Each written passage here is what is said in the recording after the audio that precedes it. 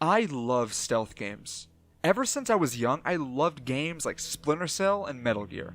A series I got into around middle school was Hitman. I loved the idea of a full-blown stealth assassination game, and while I haven't played every Hitman game, I love all the ones I have. Even Absolution, even though people don't really like that one for some reason. So with that in mind, today I'm going to be talking about one of the greatest Hitman games. The game that will never stop being mentioned whenever a new Hitman game comes out. Today, I'm looking at Hitman Blood Money.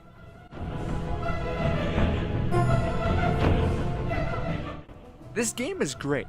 There's so much choice given to you in every level, and you don't feel forced down one path over the other.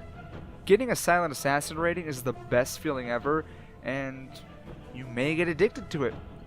Now, me personally, I go for Silent Assassin on every mission I do. But then again, I'm kind of a stealth perfectionist. I would say my greatest achievement was getting the big boss emblem in Metal Gear Solid 4.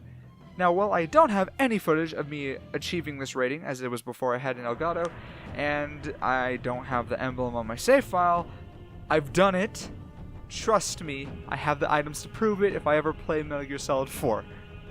Hitman is a game all about hiding in plain sight, with the main game mechanic being disguising yourself in order to avoid suspicion and to gain access to new areas or events.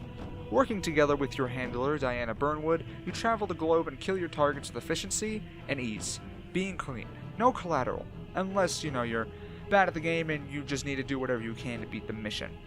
This game does very heavily dissuade you from the run-and-gun approach, because there aren't many guns you can use in this game, and you die in like 3 shots. This also isn't helped by the fact that guards are actually everywhere. In some places it makes sense, like, the White House, but when you're like at a wedding, it's like, I don't need 50 security guards, okay? That doesn't make any sense. And come to think of it, this game's pretty old. How old is it? Like, oh, yikes, 2006. Why do I bring that up? Because it kinda shows. The way people move, interact, talk, it's all old and stiff. Now, I love this game, but God, it looks so bad. The models are disgusting. This dated feel also applies to the controls, too.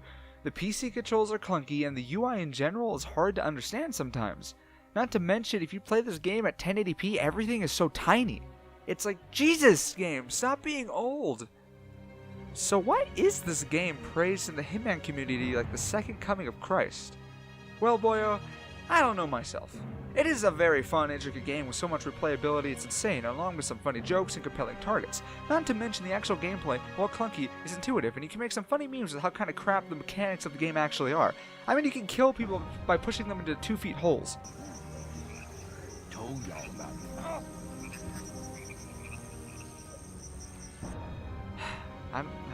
I don't know. No clue at all, man. Story-wise, there isn't necessarily anything here. I mean, it is neat and adds to the lore of the world, but it's not really required at all in order for the game to be enjoyed. I feel like that was a McGee sentence right there. I don't know. I personally find the backstory for your targets much more interesting, as when you know the man you're hired to kill is in charge of a child's sex ring, it makes it more gratifying to watch his life come to a quick, sudden end. This game is not perfect, no game is, but it does have its charm, and it's easy to see why it's so beloved. As a complete package, this game is solid, and was a fundamental step in all future Hitman titles. Now, while there are better games in the series now, this game is still fun to play. Annoying though, because every time I try to play the game, my save file is deleted and I have to start over again, making me not really want to play the game. Thank you for watching another episode of That Game Review Show.